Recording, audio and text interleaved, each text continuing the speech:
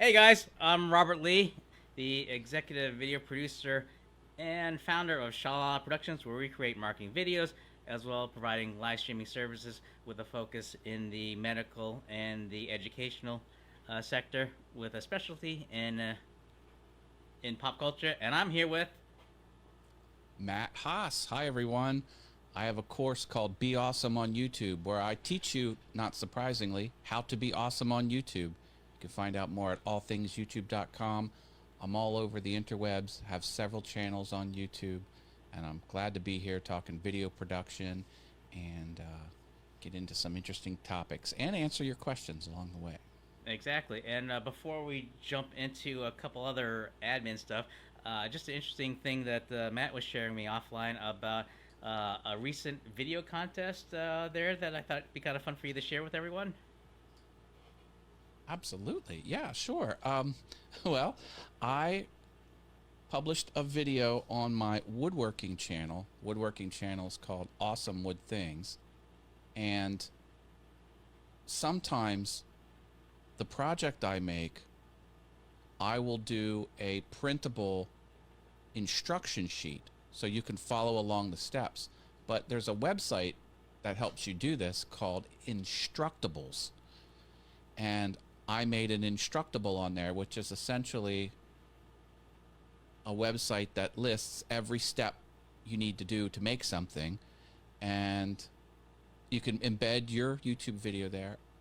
And I entered it into a contest. There was a contest about upcycling and reusing products. And I entered my video into that, and you can go vote for it. Here, I'll show you what I made. Give me 1 second to go get it. It's right behind me. Alrighty.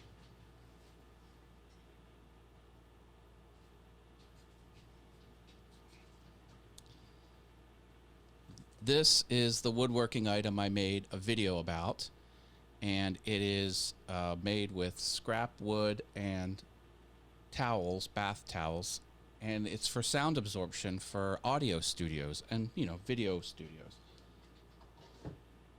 And if you have an account on Instructables, you can go vote for it. Let me show you how to do that. I will copy the URL. Need to find our show page. Let me drop it in the comments here. Media. Nope, I'm on the wrong website. Here we go. All right, now I'm in the show. Oh, I see Sammy's here. Okay, boom. I just dropped the comment in the stream. Holy cow. Oh, wait a minute. Is that? I was on the wrong show. Darn it. No worries. Where's the live shows? Let's go into... Oh, live. There we go. Yep. This is episode 13. Yep. Oh my gosh. So now I'm on the... Going live soon. Let me click that.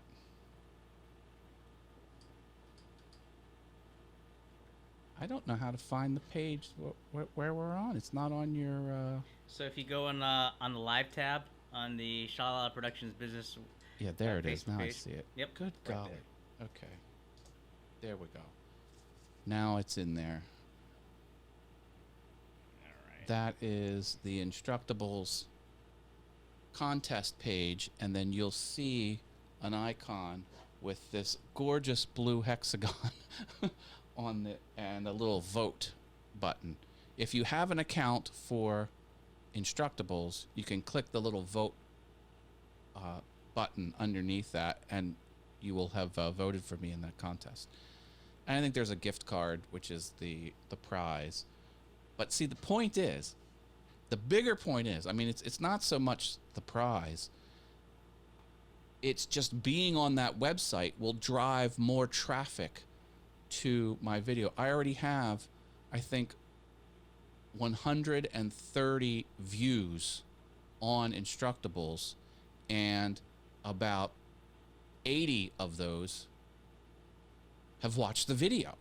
So I just got I just got 80 views on my YouTube video from off of YouTube. That's huge. And when it's in the contest, it gets even more eyeballs on it. So people enter these contests with no intent on winning them. They just get more traffic from the contest. And so this is what you need to do when you're talking about your strategy to grow an audience. You got to figure, where can I get eyeballs off of YouTube? Now, the normal places are Twitter, Instagram, Facebook groups, and for your Facebook personal page, and those are great. Some go to Pinterest, and but what about Reddit? What about Instructables? I mean, there you have to. Hey, Paul is here. Paul Williamson. Hello, Paul, and I think Sammy's out there too. Hi, Sammy. Did I miss anyone else?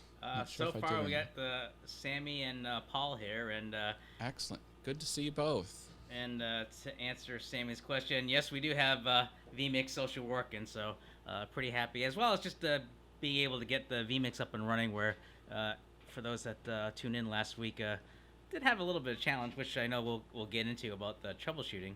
But how's my video? Is my video coming through nice and clear? And what about the volume of my voice compared to Robert's? Let me know how that is. I can never tell until the show's live.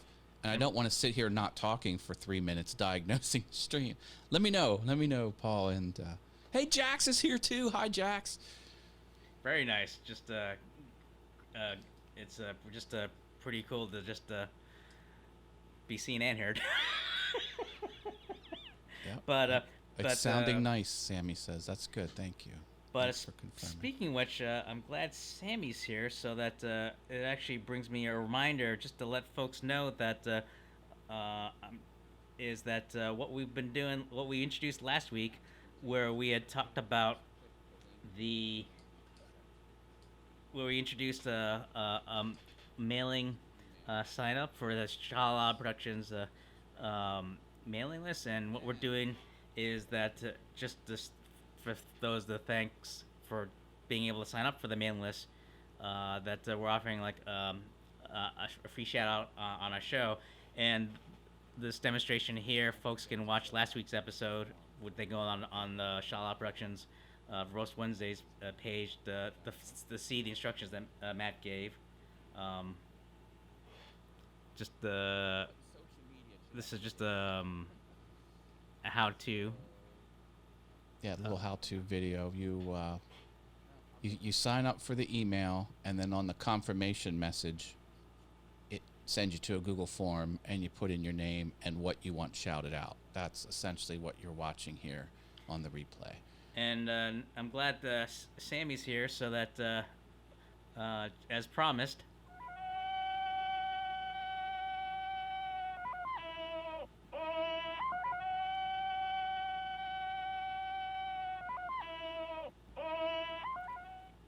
okay, you can get only so much of me yelling like Tarzan.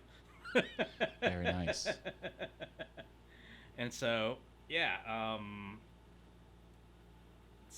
and it's just a matter, it's just so cool just for folks to be able to show interest and to sign up. And okay, I thought he's like something singed, but okay, he signed up. So now. Can I do a confession? Full disclosure, I was gonna slip in and put like maybe my piano awesome credentials in there, so that Robert would have to add a third person to that list at the last minute, because I know how difficult it was for him to set up that screen. I didn't have the heart to slip in a third person. But Jax and Paul, like if you want a free shout out, you can follow that link. Can you put that link that in the chat, or put it in the inside chat, and I'll dump it on the public side where they can go. Which link is that? I'm sorry. The one you start out with. Give me the MailChimp link. Got it. Okay, so put it on the comment board. I mean the. Got it. Let me try this again. The inside chat. Thank you. Yeah, I'll dig that out. That's my informal name for any system where the hosts can talk to each other. Like, I call it the inside chat. It might have a formal name between vMix Social or StreamYard or Zoom or whatever. And I call it the inside chat. Yeah, that's one thing I forgot to find the inside chat here. Crap. I mean, darn it. Oh, you send it to me however it's convenient for you. Okay. While I'm doing that,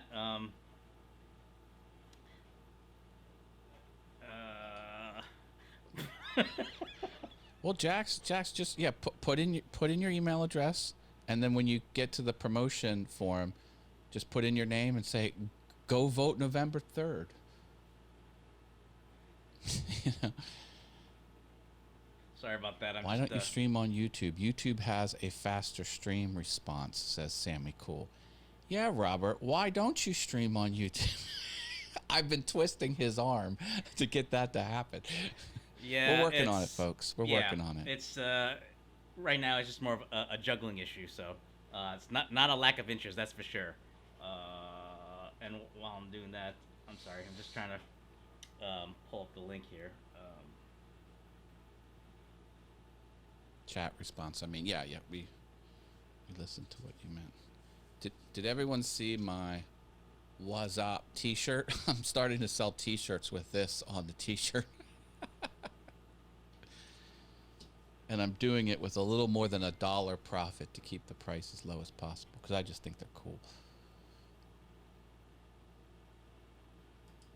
So let's see. Since okay, so I just sent you the link there for everyone. Okay. But why don't I just move on to the topic of the day before I start hearing people hear me saying ums a lot. So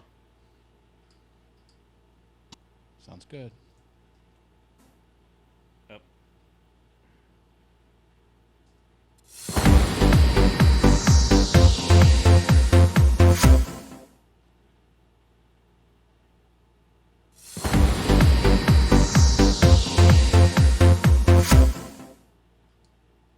There we go.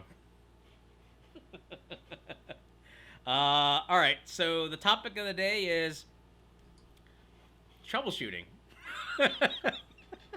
And it was just, I thought it'd be a neat way to talk about, and also just to take for us to take questions or answer questions on the subject of just like things that can happen, whether it's live streaming, which we all know anything can happen, as well as in video production. And I thought I'd have Matt kick us off just to kind of share like an experience that either gave him fits or the type of troubleshooting he had to do, and you know, whether it's something that a lesson learned or just a tip he was able to remember for the next project or shoot.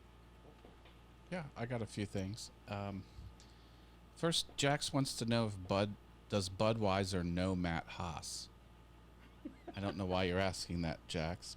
Is Budweiser a person? Troubleshooting is my favorite, she says. I don't think so. All right, troubleshooting. There's lots of troubleshooting you need to do. Oh, look at that. There's the recycled contest icon was on the screen. That was neat. There's lots of troubleshooting you need to do when you're creating videos or you're going live. I've got a few items here. One has to do with just straight up video production with the cameras and things like this. Oh, about your shirts. Oh, right, because that was an old Budweiser commercial. Yeah, I got you now. Sorry, I'm a little slow. Yeah, I just like it. Okay, so the troubleshooting step was I put this on the tripod and I shoot lots of video of me in my wood shop, and a lot of stuff was out of focus, and I was using the autofocus, but let's face it, the autofocus is never great, nor is it ever perfect. I mean, it tries to focus on what's in that little rectangle, but there can be a lot of different objects at a lot of different distances from the lens, and I would sometimes shoot all of these complicated shots and they were a little bit out of focus, and then it would kind of suck when I put my video together. So the troubleshooting thing I did was I started to read the freaking instructions, and I didn't realize it, but you can zoom up. One of these buttons is you can zoom up a little closer. It does like the optical zoom, and then with it zoomed way, way up, just on the optical zoom, and it was only for the screen. Like I wasn't zooming up with the hardware lens. So when I hit record, like this zoom was only for the screen. So bottom line is I could zoom way, way up on the item and then subtly dial in the ring manually and get it perfect, and then back out the optical zoom and then hit record, and it was bang on perfect zoom level. It was great. So the autofocus, where you press and hold halfway and it tries to focus, it just wasn't cutting it. It wasn't a defect. It was just never good to begin with. So that was one troubleshooting I did. On my current video where I made this hexagon, at the beginning of the video, I stand in front of my workbench and I give a 20-second welcome before I start creating the item, and I capture that on this little recorder, and I usually have the lapel mic real close to my mouth pinned on my shirt, but I lost the lapel mic. So I put this down on the table. Yep. And when it's down on the table, it's 2.5 feet from my mouth. Now it's got the microphones on here, right? But still, it's not 4 inches from my mouth. It's 2.5 feet. And you know what? Those first 20 seconds of audio is just not the best. And now I try and do some post-processing to get the audio as good as it can be, but you can freaking tell, because the rest of my video I use voiceovers with the Heil PR40, right? Best mic on the planet. So what was my troubleshooting tip?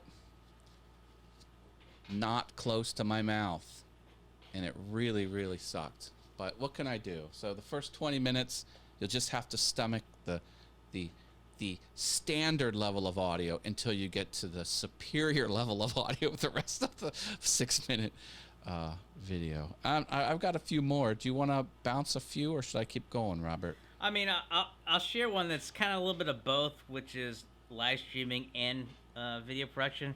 So this was like about, maybe a couple of years ago, and we're doing a live streaming on Facebook Live where a colleague was looking to promote a music video, and so this was obviously pre-COVID, so that we were able to shoot it here in my cozy green screen studio. But the problem was, for some reason, I feel like a gremlin got into the laptop, because it was one of those things where, as we all know, audio is, you want good audio when you do live streaming, and we had no audio. And no. And this was before vMix, and we were using a different software. It was XSplit, and it wasn't until much later that I realized that what I was trying to do, I was doing something that was beyond the software's capability. So we just had to, a couple times, we just had to try to, restart the well, actually, I think we kept going, because the saving grace was that we also filmed straight to tape, so that the backup solution was, when in doubt, we can always provide a corrected video that they can recirculate. It's just a matter that on live, luckily, we had a dedicated moderator to talk to the audience, to let them know that we're working on it, and it was just a matter that at some point either the audio self-corrected, or either that we just made sure that the camera was we knew that the audio was working on the camera, so that if or when it happened, we could provide a post-production solution. So the big tip there is just to make sure you have a backup plan, because if anything's certain that at some point, not to sound cynical, but that problems do happen. It's just a matter of just making sure that you have like a good, either a plan B or plan Z as to know what you do, because that really makes a difference as to how well you can continue a shoot or a production and stuff. So, um, and just try to be nimble. So yeah. So it's just a matter that luckily that we did some testing so that even though that there's some things that you just can't pick up on a test, and just imagine just you have like a backup plan and it to happen. So that's I have a question about that. Mhm. Have you heard of? Now, I don't know if this was a feature of a camera or if it was a feature of one of those higher end little handy recorders, but I remember seeing something where when you hit record, it records twice, and the second one is 6 dB lower. In case you record something really loud and it peaks and it's unusable, you could then use the identical file that's 6 dB lower, and it might not be peaking over there. Does that sound familiar at all? I saw that somewhere online. I can't remember where. Oh, I mean, if you do see it, I'd be curious to see what that is. That's something if it could do that. Yeah. But now it's not a live streaming thing. Yeah. It's a physical recording for later type of thing. Right. And you know, when I'm shooting with the lapel, or more accurately with this little handy mic with the lapel attached to it, the camera itself has audio. So that, now, the microphone inside of a camera is freaking awful, but it is something. Yeah. You know? So in my production, I have the audio from here, and I have the audio from here. Yeah. So it's better than nothing. Like, Exactly. I think one time, or I couldn't redo it, or I lost the light, or something in the environment. Like, okay, we're done for the night, and I only had it on the camera, and I was able to pull that 20-second spoken clip off of the camera, and then you just try and get rid of the noise as best you can. You know, you try and correct it. But yeah, cool. That's a cool. I like your tip. Yeah. Thanks. I know, like, this is a little bit morbid, but about a year or two ago, I had to do I had a film for a buddy, and he had a how do I put this? It was a they needed he was tapped to record a eulogy, and I forget. I think he was just. I mean, he was really sick, so he couldn't go. So I had to go in his place. But well, the only two things I remember was that he wanted me to film kind of a little bit far back from the podium, and so I had to make sure that. I mean, this was a eulogy, so you want to make sure you get the audio. But the thing was, I didn't know. I don't think my audio was far enough to be able to pick it up. So there's a couple things I had. I had a wireless lavalier mic, but it was one where I couldn't like go to the guy and hook it up. So I had to like figure out a way how to do this, and so I knew where he was gonna stand. So imagine like the podium's in front of me, and right below the mic there'd be like this little shelf, and so I had to like tape the receiver on the side, and then I kind of like a snake would go around a pole, coil around the lab, and just kind of like put underneath the actual mic, so that way while I'll know for sure that where he's standing, it'll pick up the audio. The thing I had to be careful is that there wasn't any feedback, so I forgot how I found out, but it was just making sure that I didn't have the frequency set on the same frequency he was using the podium mic, because otherwise you get this, you know, we're here today. you just don't want that to happen. So even though you weren't tied into the podium mic at all, your equipment was just tied to your lav mic, right?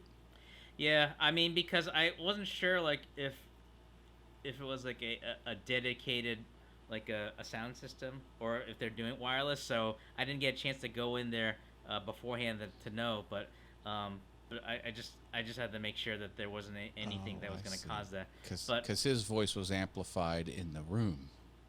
Yeah, within the Yeah, audio setup it was. And then to your point, I also, just to be on the safe side, if for whatever reason if that didn't work, I had like one of those audio recorders, like a Zoom, but also like doubles as a video source. I didn't want to use it. It wasn't meant for a video source, but it was more primarily for the audio. So even though it was kind of like underneath, at least it would be able to pick up as an additional audio source. So so that way I knew for sure that if one went down with the audio, I had another backup. So that helped. The other thing I think I had to do was Robert's smart, everyone.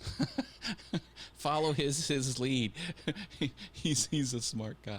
I mean, you just have to build in redundancies, just because you don't. It's one of the things, like you just don't want. It's not the idea that you think something's gonna go wrong, but you just have to have a backup plan so that if something goes wrong, you have the resources there. So sometimes I still get the nickname of being a pack mule, just because I bring extra equipment, just because either from experience or just for the fact that you just want to be able to have the resources available, so that you don't find yourself like driving to a site an hour to the location and realize you might need something and drive back an hour. So it's good to have it there in your trunk or whatever. So in that situation, you have that. So I was gonna share another story, but it's more like a morbid situation. But I'll say that for another time. Maybe but we yeah, skip it's that one. It's just a matter of it's just a matter of just having like some built-in redundancies, just for the fact that things can go wrong, and it's just a matter of making sure you have the resources to be able to troubleshoot on the spot. So it's just having additional resources and kind of anticipate the types of problems, so that way it gives you opportunity to give you some options to troubleshoot on the spot. I helped my brother shoot one of his bowling videos. I don't think I ever spoke to you about my brother. He is a professional bowler. Ooh. And he does bowling videos. So I got all the gear, and I checked it 3 times because I didn't want to drive home if I missed anything. And I got the whole way there, and I didn't have my camera. Now, he has the identical camera. Oh, he has a couple. This is the T2i. He has the T6i, and with the same lens. So I'm like, oh yeah, let's use your camera. It's a little bit newer than mine. I just sort of played it off. But I had I had the lights. I had the little Zoom microphone. I had everything. I had the tripod. You name it. It was all there. And not the camera. Camera I left home. But he had an identical camera. Nearly identical. Newer camera. So that saved the day. Didn't have to drive home. Well, that's cool.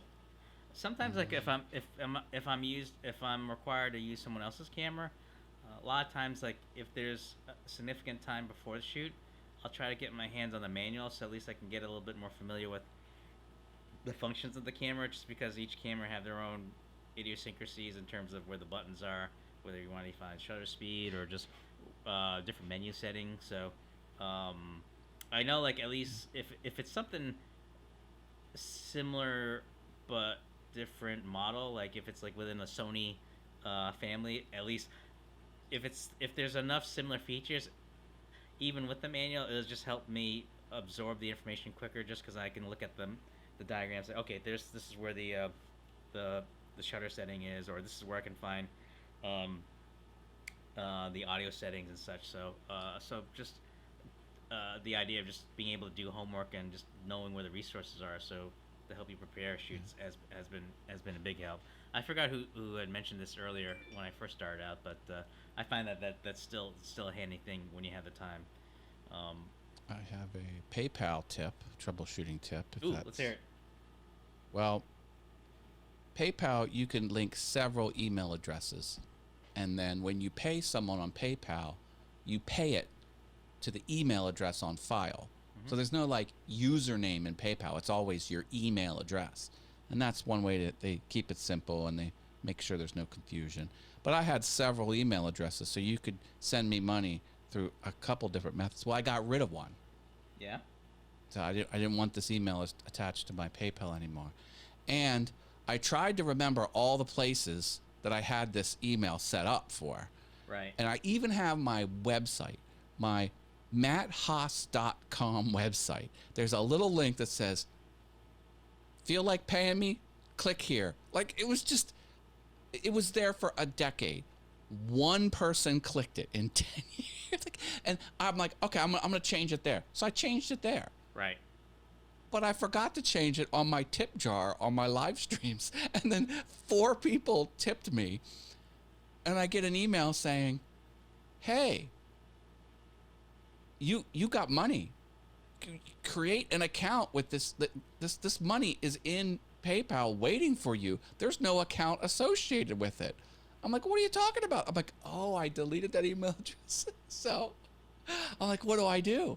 Like, do I create an account with that email address, or do I re-add that email address to my current account that has different emails attached to it?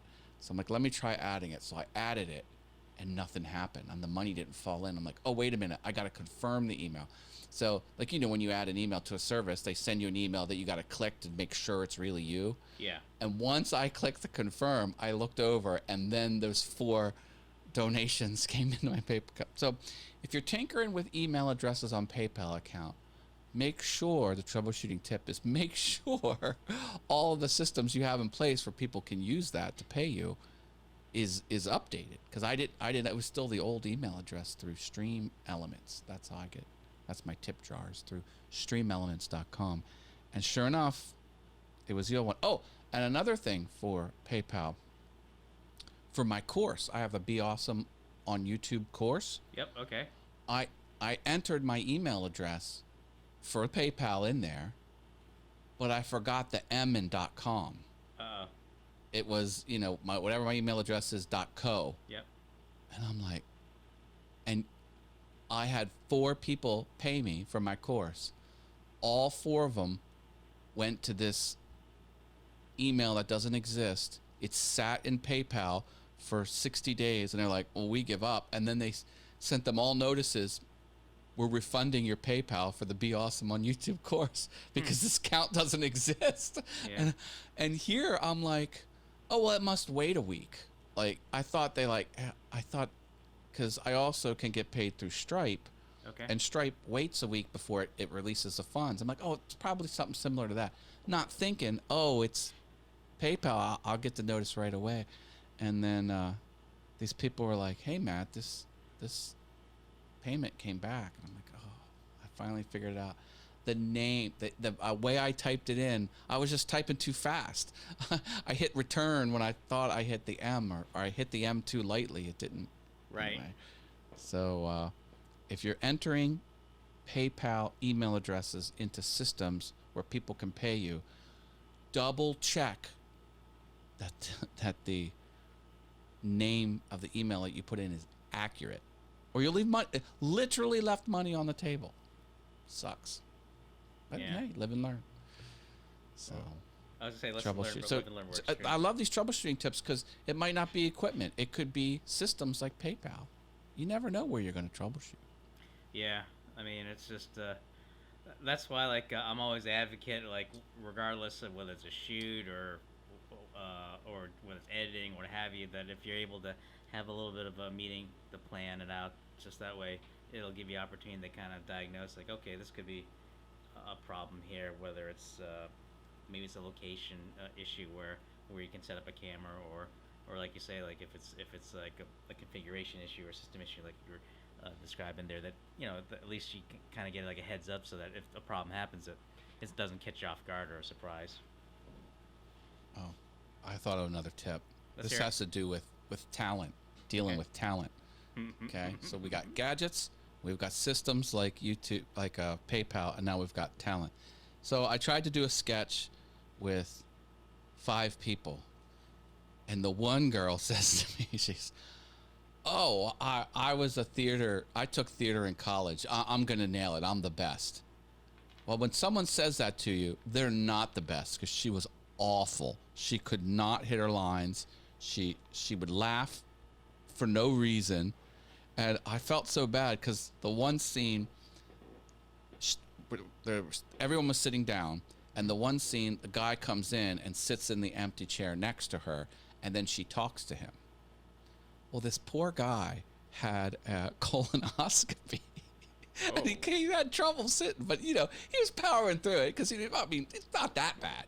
So, but here I had to do 7 takes in order to get it, and this poor guy walked in, sat down, got up, sat down, sat down, sat down, sat down. I'm like, oh my God! And this was the girl that said, "Oh, I took theater in high school, yeah, or in college. I'm gonna nail it." She was so bad, so bad. So if someone says that to you, that's a red flag. If someone's good, they won't say that they're good.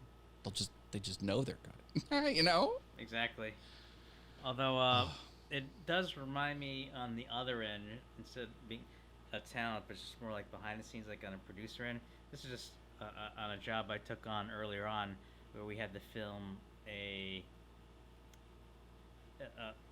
guess you could say like a commercial video that they could put online to promote the business's service. I'm trying to be generic here because I don't know if the guy might actually see this. So I'm trying to protect the innocents, or how they I forget how they mentioned it, like in those crime shows, like the names are withheld to protect the innocents, or to protect the innocent. Yeah. So essentially, it was one of those things where. All right, so I'm trying to be careful because I don't want to like go, oh, they didn't do this, they didn't do that. But it was just essentially one of those things where you feel a little bit hamstrung, where the client didn't have a big budget, but they wanted the work, they wanted a video, and so it was a combination of a compromise, but also it's the idea of just sharing the responsibilities, so that way, if they're able to do some of the work for themselves, to make it work. The problem was that one of the things was that it came to scripting, and because the client knew their business well, and it's one of those things where like there's certain things you can or can't say within like regulatory things, I guess is the best way to put it. I'm trying to be generic just because I'm just not making sure people can't piece together that may know me, like what this particular issue's about. But just one of the things that there's certain things that they can't say because of legality reason, and so because they know what they can say and what they can't say, they were going to take care of the script. The problem was on the day of the shoot, they didn't prepare anything, and so they think that they could wing it. Yeah, exactly. And I'm like, oh man. And it's just that they didn't have their script ready, and like one of the talent just like wrote like a couple of things, and I had to have one of the crew members like hold up a piece of paper as their teleprompter to know what they're gonna say or help them cue. I'm like, oh no. So if anything, the only thing I would recommend folks is just that don't be afraid to walk away on a project if the potential client just don't have their act together. I mean, you can only go so much to try to work a solution with them, but if they're not gonna hold up their end in terms of a collaboration, you're just not gonna get a good product regardless of how well it's shot or how well it's edited, just because they're not coming off as confident in terms of what they're presenting, and they're not just like hitting their key points just because they hadn't really organized what they're gonna say or what important points they want to come across to the audience. So yeah, that's I don't know what I would have done. I'd have probably shut that down. Yeah, I mean, I think it's just part greenness, so that I think it's just one of the things, like when you're dealing with a client that they're very charismatic and they're very persuasive in what they're saying, it's almost like, oh, okay, they know what they're doing, what they're saying. No, winging it's never good. Exactly. When I did my sketch with Skeletor, we had a script that we followed. Okay. Which you should check that out. That was a fun thing about J-cuts. You're familiar with J-cuts on editing, right? That's when that's when you hear the voice of the other person talking before the camera cuts to them. It's a very natural cinematography type technique. because if it's two people talking and it's just cut, cut, cut, when only when they speak, it's kind of jarring. So when actor A is done speaking, you hear actor B start talking, and then the camera flips to actor B. It's very subtle, but when you don't do it, it's kind of, you just like, something's not right. Anyway. Yeah, I mean, whenever I hear J-cut, I keep thinking of a like a speedboat pulling a water skier, so that as they're leading the conversation and they cut, the boat's speeding along, and then also you see what the person is saying. So I had these just weird visual cues whenever I try to piece things together. Yeah. The L cut is the other way around. You know, you could be on a train and you hear the train going, and then it flips to in-town shot, but the train audio is still carrying over, even though you flip to a scene in the town center where you're not on the train anymore. That's the opposite way. L and J. That's why they're called that, because it's where the audio is slid over in relation to the video. Is it a J or is it an L? Anyway. Yeah, it's like, for me, it's like a speedboat or a dance.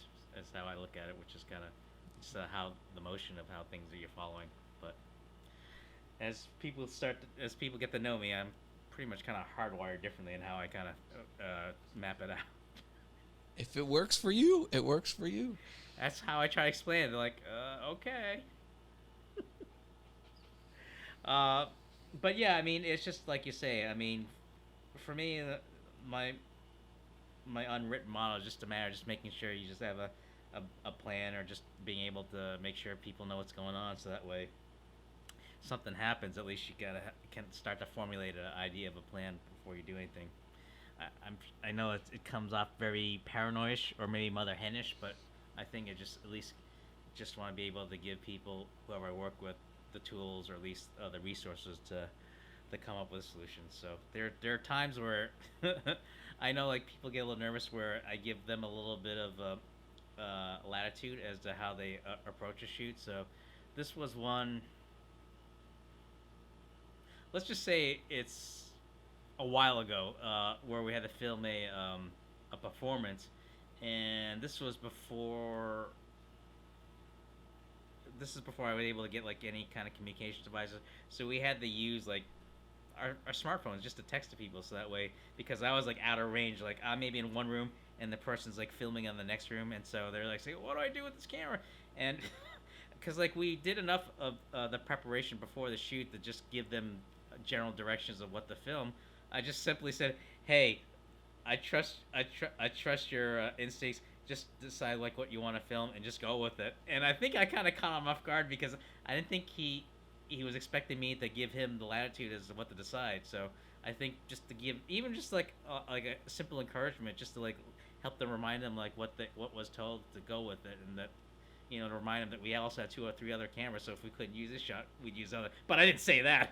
It was just more like, just, you know, just film, you know, just go on your instincts as to what you think is a good shot, as to based on what we talked about, and then run with it. So he was fine afterwards, which it's just feels real surreal, because that's kind of like more like something like your parent, your mom or dad would just give you like just a word of encouragement and just how to tackle things. So it was a very out of body experience, I guess, is the best way to put it. That's a legit management technique. You know, you tell the troops where you want them to go, and then they'll figure out the fastest way to get there, instead of you micromanaging every step of the way. And you sometimes be surprised, oh, you got there that fast? You know, whatever. But yeah, that's a legit management technique. Oh, okay. I mean, just because I think a lot of times, like, yeah, I mean, it's almost felt more, sometimes like I debate whether it's like you say, like a management technique, or it's like, my dad back when he was big on like reading on histories, I know like, one of the generals in war too, like Omar Bradley, was known more like a soldier's general, just because he's more like with more like I hate to use the word like, not like he gets his hands dirty, but just like not afraid to be able to like work with the troops, and it's just more that mentality of just letting them know that not only I'm providing you general direction, but I'm here on the shoot. I'm doing the same work or with you. So at least they know that they're not in it alone. That they're not only they have their wits about them, but they also have other people they can reach out for help and stuff. So um, I don't know. I mean, that's how I look at it, I guess. Dig it. I dig it. So I, I'm curious on how the roadcaster's going there with with the other projects. It's not much to report.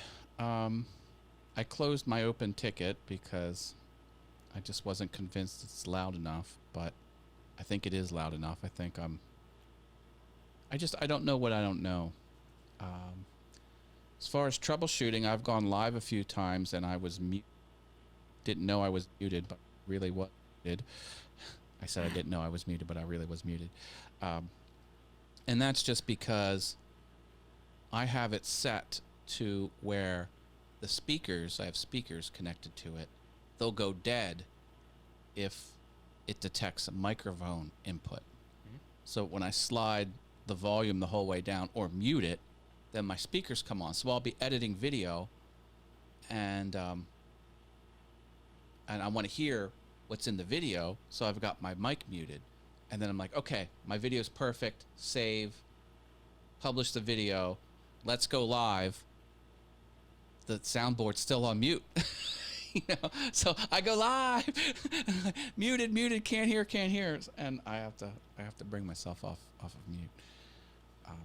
And that's a complexity you have with a mixer, because vMix, what's this called? vMix Call and Zoom and StreamYard, they've all got mute buttons like on the interface for your guest. Right. Well, I have another mute button.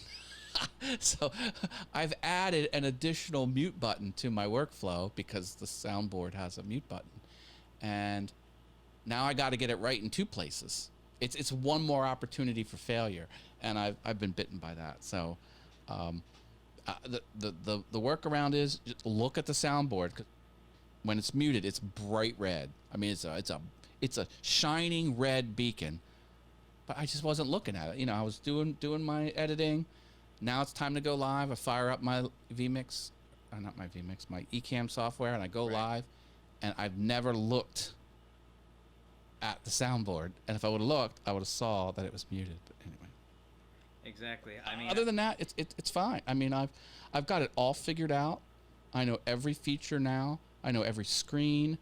I know the whole directory tree because it's got a whole interface on it. Right. I'm figuring out shortcuts because some things you can just jump. Like there's the SD card. Like there's a button on the SD card screen which shuts the mixer down but makes it appear like a hard drive on your computer, and then you can drag files off of it. That keeps you from ejecting the little card and then plugging the card. It's less wear and tear on the hardware, and it's less physical stuff you have to do. You can just push a few buttons and then click and drag and push a few buttons and then you're back. Anyway, I'm figuring out I can get to that screen with one press rather than going through the four presses going down the directory tree. And so I'm just figuring things out to do it faster. I've got the I've got the noise gate. Okay. The noise gate, I figured out the average loudness of the fan of the computer, and it's just barely at the bottom. So I moved the noise gate all the way down to just above where that fan jiggles. Mm-hmm. So now when I'm done talking, the mic goes completely dead. It's not sending any audio signal to the computer, and you can't hear that little fan in the background. Now when I'm speaking, the fan is being picked up, but my voice overpowers the fan, so you can't hear it. So I dialed in the noise gate to where it just clips it off. It was right between negative 60 dB and negative 55 dB. Like it's just the very last little pixel was showing up because of the fan noise, and now I click that sucker right off. So that's the type of thing that I'm getting better at. It's not that I'm troubleshooting. I'm just dialing it in where it's getting ever so slightly better now that I've figured out one more little trick. Yep. But I do like it. I mean, I love it. It's a luxury item. I don't need it. No one needs a Rodecaster Pro, but I love the way it makes you sound because it adds those effects. It adds the oral exciter and the big bottom.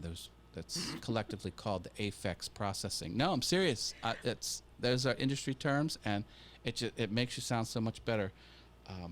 But it can do a lot more. The Rodecaster Pro can do a lot more. And with live streaming, I'm only really scratching the surface of what it can do. I mean, it's built to have 4 people around a table and maybe 2 remote guests. So you could have 6 people do a professional podcast with no computer. No computer. You don't need a computer. It can do everything. It's got the audio processing. It's got that Aphex processing on top of it. Mm-hmm. Of course, it's got the best preamps in the business. Yep. And it does the analog to digital converter. It does everything you would expect it to do, and it does things a computer would do. Right. And it's an amazing tool. I'm lucky to have it. I'm fortunate I was able to 1, afford it, and 2, own it, because they're really hard to get a hold of. I had to wait 2 months because they ship out of Australia, and no barges were leaving Australia forever. So the whole world was clamoring for them. But no, good. No major troubleshooting things, just slowly making it work better for me with small adjustments. Very nice. Although it cracks me up that whenever I try to check out any of the latest articles on it, the one thing I always find amusing is that one of the things I hear mentioning about is just that they added just a simple color band around each audio source just to help identify which person is speaking from which as it's plugged in. I'm like, okay, that's great, but I mean, come on, there's other features about it that people should look out for. So, the market is like that. Yeah. It's like that in all industries. Yeah, I know what you're talking about because they have the pink, green, blue, and orange color bands. Right. And then the sources are pre-labeled pink, green, blue, and orange. Right. And you slap them on the mic. And anyway, that's what resonates with people. I remember Elon Musk, who invented PayPal. Yep. He said that he was trying to engineer a whole new payment system, and they were doing very complicated things, trying to get a new way to exchange money online, and they were doing very difficult things. And then someone said, hey, you should do payments over email. Right. And he was like, yeah, it's probably a good idea. An engineer created that feature over lunch. Right. And they rolled it out. And that's all the world could talk about was, oh, you can send money over email. Now this was back in the night whenever PayPal came out, and he's like, come on, people, it's like the colored rubber bands are nice, but that's not what that's not. And same thing with Elon. He's like, the guy wrote that over his lunch break. I mean, that's not groundbreaking, but that's all people wanted. And then that made PayPal take off. Is that Monty Cohn? Hey, good stuff, gentlemen. Been listening. Oh, boy. See, we get these stealth viewers in here, Robert. They're watching us. And I'm glad you said something, Monty. Always good to see you, my friend. Yeah, it's the camouflage that usually would throw me off, so. Well, Monty, I think you're catching us toward the end of the show here. I think we've burned through all of our topics, but great to have you here. No, Hope your day's going well. Exactly. Yeah, I was gonna say I was gonna about to wrap up, but I let me cut to you while I dig something out here. Oop, didn't mean to telegraph, but it's always fun to talk about. Troubleshooting stuffs and the things we go through on a day-to-day basis, creating content all over the interwebs. Exactly. Yeah. I figured before we close it out, just a couple of admin stuff. Just that, again,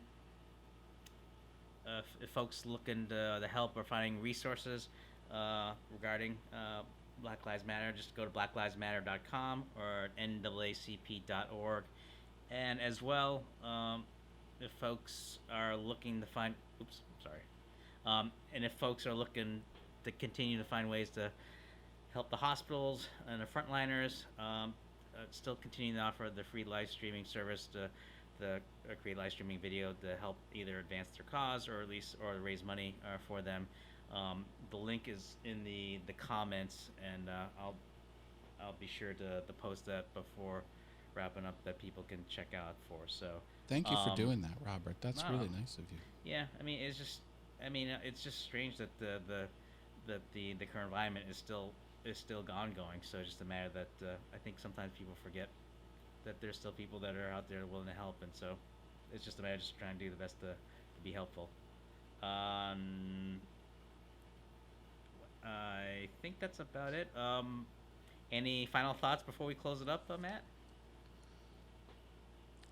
Nope. Just find me all over the interwebs. I'm not hard to find. All things YouTube, and recently on Awesome Wood Things, I got my new video published. It's going good. It's 2 out of 10. It's really performing, because they rank you on YouTube how well your video is doing in relation to your 10 most recent. Yeah. I got both this time. Look. Okay. Anyway. So Wait, yeah. do you still have yours? I Hang do. on. Yeah. Let me see Hold if on. I can remember how to do this.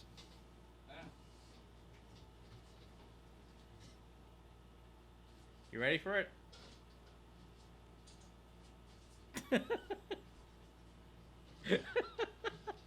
All right. I got it. All right. I got it. All right. Tell me when you're ready. I'll get it right. All right, here we go. Oh, wait a minute. God, rats.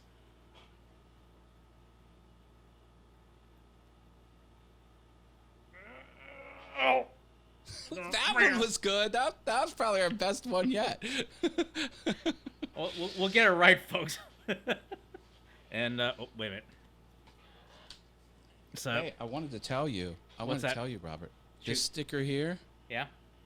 This is a valuable piece of product, because I was doing some video work on my piano and I couldn't get it dialed in correctly because the white keys were a little blown out. I put this sticker on the keys, and the camera was able to focus in on it because of the nice black and white separation, like the dark and the light colors. Yep.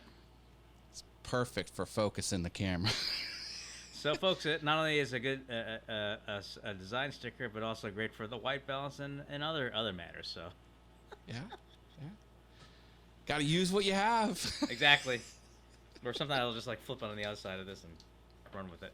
But okay, folks, this is where we're going slightly off the rails. So on that note, we're just gonna close up shop here and look forward to catching up everyone at the same bat time and same bat channel. Or wait, actually, it's same bat time, same online stream, something like that. I don't know. All right, folks. Either one works, Robert. Either one works. Thank you.